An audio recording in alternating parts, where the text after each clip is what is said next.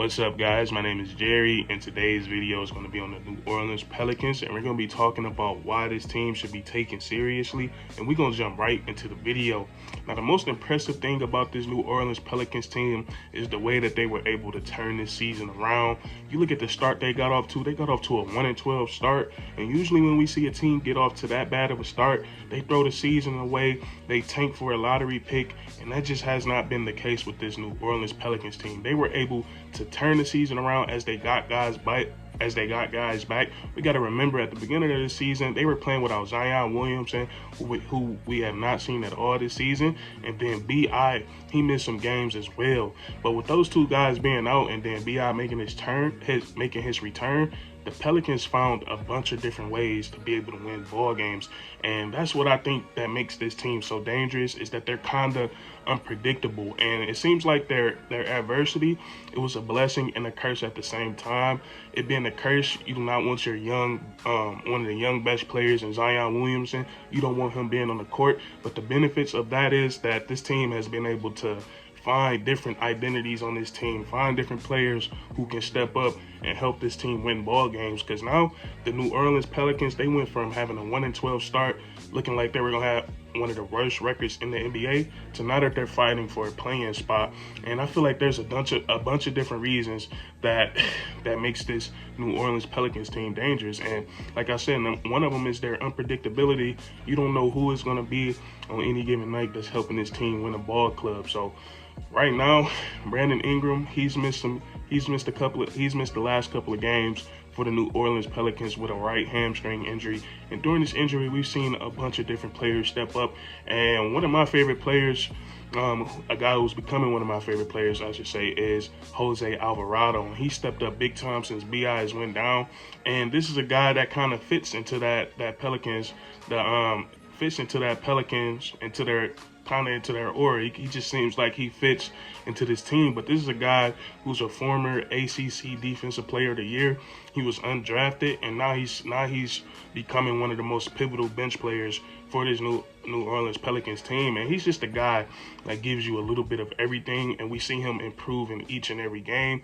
Over his last 10 games, he's averaging 7 points and 4 assists. Both of those are over his season averages.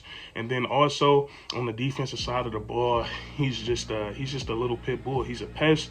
He lacks of size, but his heart and determination to play defense, it makes up for that. And then on the offensive side of the ball, we just see him. He does a great job of setting guys up in the half court. He takes big shots. He takes big shots in big moments. We've seen him hit big shots over these last few stretch of games. And then also he's just a great team guy. We've seen him went viral with the clip when they were playing the Timberwolves, and he was bringing the ball up. He's an undrafted player, so a lot of guys don't know him. And D'Angelo Russell said, "Can he shoot?" And then, the players were mic'd up, and then he said, "Yes, I can shoot." And then they show a clip of him hitting the 3-ball. So he's a pretty cool guy, and he's been playing some really solid basketball for the New Orleans Pelicans, and he's really taking advantage of his role. And then also, I think the New Orleans Pelicans, I think they have an X factor.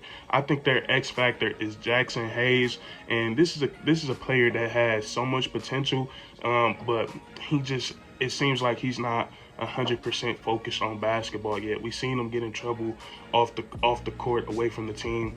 But if Jackson Hayes put all his focus 100% into basketball, he could be one of the best young players in the NBA. Because when you look at him, he's your prototypical modern NBA player. He gives you size. He gives you the ability to hit the 3-ball when he's on. He can protect the rim. He can get out in transition and run the floor.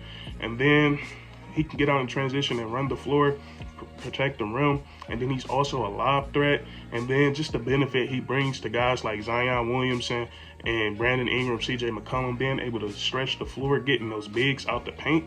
Because big centers, they don't usually like to chase the 3-point line, but if you hitting that 3-ball, they have to, and that just takes them out of the paint and relieves, and it gives so much space to the guards and to guys like Zion Williamson. And then we look at Jackson Hayes. There's been stretches over this season where he's done played some pretty solid basketball. He had a 4-game stretch this season where he averaged like 17 points and 10 rebounds. So he's shown us his potential of what he can be. I feel like he just got to get focused and put his all into basketball, and he can be a really great player in the league. So that's that. And then also the Pelicans have kind of formed a new identity on the defensive side of the ball. Guys like Herb Jones and guys like Jose Alvarado, these guys are really good at getting steals. And then Willie Green, it seems like he's bought his team.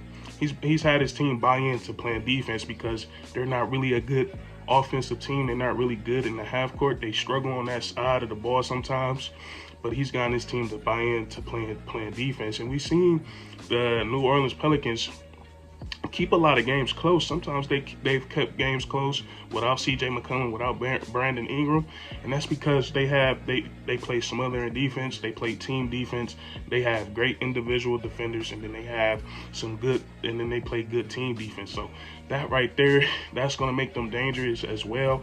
And I just feel like this team has a bunch of different ways to beat you. I haven't even mentioned the big fella Jonas Valanciunas, who he's really a solid, underrated player in this league because he gives you everything.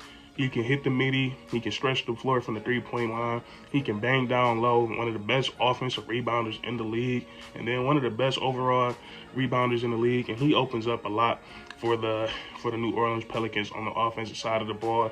And sometimes he do become a little bit unplayable if they got a team that's dynamic running the pick and roll, just because he's just so big, he can't really move his feet. But that's really the only downside to Jonas Valanciunas, is probably his pick and roll defense. But other than that, a really solid big man in this league, and he makes the Pelicans dangerous as well, because there can be a night where he go out and get 30 and 15 plus rebounds. So he's a really solid big. And then also getting Brandon Ingram back. CJ McCollum and Brandon Ingram, those guys make a pretty good duo. When CJ McCollum first arrived and B.I. was playing, the New Orleans Pelicans looked really good out there. And McCollum pulling the trigger on that trade, we have to give the Pelicans an A+ for that one, because it's working out perfectly. And a lot of people were skeptical. A lot of people were skeptical about that trade, about CJ's age, and they didn't know if he was going to be how much longer he was going to be good. But CJ McCollum is a guy that plays below the rim, and his game is based off pure skill. We don't see him high flying or relying on his athleticism, not even really relying on his speed. On his speed and quickness. He's just a guy that can break you down, and he's a great jump shooter. And that stuff doesn't usually leave an NBA player, because that's just muscle memory. And a lot of people might be asking why the Pelicans are not contenders. Why is it so important for them to get to the playoffs? I don't know if you guys have realized, getting McCollum, seeing the Pelicans play well and win ball games, as soon as that started to happen, we started to hear positive things about Zion Williamson and his rehab. We seen him get cleared for basketball activities. We seen him return to the team. I've heard he lost about 15 pounds. And when you're a player and you see your team, when you see them winning games and playing hard, it makes you want to get out on that court with them. And I think that's what we're seeing with Zion Williamson. And we got to give props to the New Orleans Pelicans and to Zion Williamson and his side for getting on the same page, and because the New Orleans Pelicans have put a pretty solid team around him. With CJ McCollum, Brandon Ingram, the emergence of Herb Jones, Valanciunas is pretty solid. If Jackson Hayes can get his head straight and focus on basketball, this could be a really good team for the next couple of years, and they can make some noise in the playoffs. And who knows how Zion Williamson, he's a once in a lifetime type talent. So we don't know how far he can take a team. He's really good. So the New Orleans Pelicans, I feel like they're going to be a dangerous playing tournament team, because they have so many different ways to beat you. And that's going to be it for this video. If you enjoyed, leave a like, comment down below if you disagree or agree, and then subscribe for more weekly content. We do this all the time, man. And that's curtains.